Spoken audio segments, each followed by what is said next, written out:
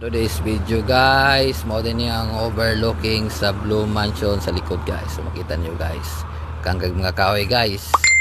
So muna likod sa Blue Mansion. So makita nyo guys na mga swimming pool. So pwede mo din maglangoy-langoy guys together with your families, friends o imong loved one guys.